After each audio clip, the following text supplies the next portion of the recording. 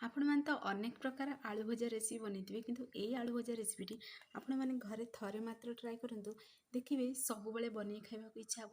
ଭାତ ସହିତ ଯଦି ଖାଉଛନ୍ତି ଡାଲିର ଆବଶ୍ୟକତା ହିଁ ପଡ଼ିବନି। ରୁଟି, ନାନ୍, ପୁରୀ ସବୁଥିରେ ଜମିବ, ବହୁତ ସ୍ୱାଦିଷ୍ଟ ଲାଗିବ। ପୁରାପୁରି ନୂଆ ଶୈଳୀରେ ବନିକି ରେଡ଼ି ହେବ। ତ ଚାଲନ୍ତୁ ଲେଟ୍ ନ କରି ରେସିପିଟି ଆଜି ଆମେ ପ୍ରସ୍ତୁତ କରିବା। ନମସ୍କାର, ଜୟ ଜଗନ୍ନାଥ ପାଇଁ ଝିଲି କୁକିଂକୁ ଆପଣମାନଙ୍କୁ ଅନେକ ଅନେକ ସ୍ୱାଗତ। प्रथम आम कि सीझा आलू नवा तार चोपा को बाहर करी आलू को ये पीसेस रे कटिंग करदे छोट बड़ आपण मान मन पसंद अनुसार आपण मैंने कटिंग करेंगे। तो देखो ये बड़ पीस ही रखी आलू खंड गुड़ा। तो ये आम आलू प्लेट को साइड रे रखीदे। एबे चलतु आग प्रणाली आम प्रस्तुत करवा तार भी स्पेशल मसलाटा आम बनईकी रेडी करवा। तो ये देखो गोटे काठर मु हेमदस्ता नहीं से आम अल्प टिके एड करदे कंचा लंका जी आलू रे बनवा को चाहिए से अनुसार से मसला सब एड करेंगे। पुणी अल्प टिके धनिया पत्र गोटे खंड अदा एड करवा, गोटे चामच जीरा, गोटे चामच धनिया को आम ये कुटनी साहाଯ୍ୟ कुटीदे। आपण मैंने चाहिए मिक्सर जार आपको दर माने दर ग्राइंडिंग करेंगे जमीक खदरा पेस्ट रहा दरकार। ये जब खदरा पेस्ट रहा ताले देखिए खावा बहुत स्वादिष्ट लगे। तो पुणी थे देखो अल्प टिके हलदी गुंड एड करवा हाफ चामच जी राग खाइबे से अनुसार लंका गुंड एड करेंगे। जेहेतु आम ये एड कर कंचा लंका को छेचिकी एड तो लंका गुंड जी राग खाइबे से अनुसार एड करेंगे। घर बेसिक गरम मसला एड करदे हाफ चामच अल्प टिके आम से गिना को पानी देकरी पुणी थे टे माने गिनाटा क्लीन कर अल्प टिके ही गोटे चामच से पानी एड करवा। पानी को एड कर प्रोसेस रे टिके मिक्स करदे। ये पानी को एड करी मिक्स करने द्वारा गुंड मसला एड करी ताहले देखिए बटा मसलार स्वाद आसो खाइबा बहुत स्वादिष्ट रहिबो। आ देखिए मसलाटा जिते पूरा खदरा पेस्ट रहिबो ना सेते बढ़िया पूरा फ्लेवर आसो। तो आपण मैंने यही तरीके घरे निश्चय ट्राए करूँ। जेहेतु ये कार्तिक मास चलती जो मैंने बिना पियाज रसुण खाऊँ से रेसिपीटी मोर। तो प्रथमे कौन करना ए गोटे कड़े नवा कड़े एड करदे सोरिष तेल। जदि आपण मैंने यही रेसिपी प्रस्तुत कर सोरिष तेल बनातु देखिए बहुत स्वादिष्ट लगे। तो जी तेल आपण मैंने खावा पसंद करती जी आलू रे बनवा को चाहूँगी से अनुसार ये तेल एड करेंगे। हाफ चामच से जीरा एड करदे, गोटे सुखिला लंका एड करवा। सुखिला लंका ये पूरापूरी ऑप्शनल अच्छी। तो ये जीरा सुखिला लंका टे भाजी हो सारा पर आम जो मसला बटाटा रेडी करते से एड करदे। एड करी पुणी थे आम से हेमदस्ता को क्लीन करी आम अल्प टिके पानी को एड करदे। जेहेतु से सब मसलार फ्लेवर थी तो से आम से 2 चामच ही पानी एड करी क्लीन कर एड करवा जमीक मसला भी पोड़बनी।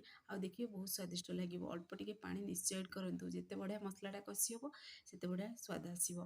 पुणी थे आम एड करदे स्वाद अनुसार लुण एड करदे। ये टिके अधिक लुण एड करछि कहीं देखिए आलूटा टिके हल्का लुण को सी एब्जर्व करे। आलूटा टिके हल्का लुणी रही आलूटा खाइबा बहुत स्वादिष्ट लगे से टिके लुण एड कर अधिका। तो आपण मान मनपसंद अनुसार आपण मैंने लुण एड करेंगे। तो ये मसलाटा पूरापूरी देखो कषि भी हो सारा और केते बढ़िया पूरा कलर भी आसीगला। मसलाटा परफेक्टली कषि आम जो एक्सट्रा पानीटा एड करते से पानीटा टोटाल नहीं खाली तेल ही देखा आपण मैंने नोटिस करें। तो देखो ये मसलाटा पूरा कषि हो सारापर आम से एड करदे सीझा आलू को एड करी आम यही समय गैस आंच को मीडियम टू हाई फ्लेम में रखा।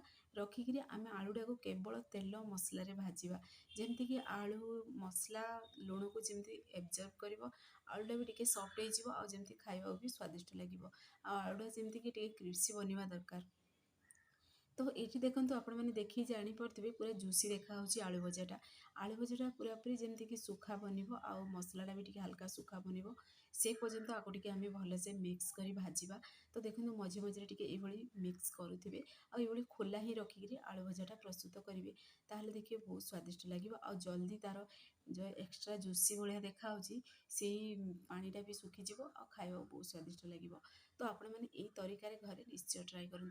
तो देखो एबे देखी जापे आ बिल्कुल भी से पानी देखा जाऊनी पूरापूरी ड्राए हो सारी आम आलू भजाटी। आ लास्ट अल्प टिके से छोट छोट पीसेस रे कटिंग करी धनिया पत्र एड करवा। लास्ट गोटे पिंच ही मुझे एड कर गरम मसला घर बेसिक गरम मसला ही अल्प टिके एड करेंगे जहाँ भी मसला अच्छे आपण पाखे एड करेंगे। तो पुणी थे टे भलसे मिक्स करदे। तो देखो केते बढ़िया पूरा आमर आलू भजाटी बनिकी रेडी हो देखो मसलार पूरा भरपूर मात्रा कुटिंग मसला लगी आ खाइबा भी बहुत स्वादिष्ट लगुला। तो आपण मैंने फ्रेंड्स यही तरीके घरे निश्चय ट्राए करूँ।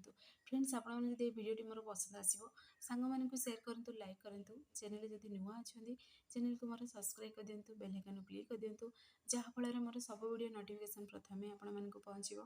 एमती इजी इजी वीडियो नहीं आसबि आपने देखिए घरे निश्चय ट्राए करूँ।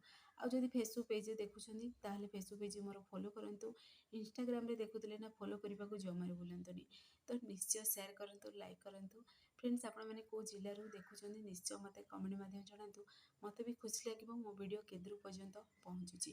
जदि आपने रेसिपी घरे प्रस्तुत कर अनुभूति मो सहित शेयर करूँ। तो से पर्यंत रोचे पुणी एक नुआ रेसिपी नहीं आसबि। नमस्कार, जय जगन्नाथ।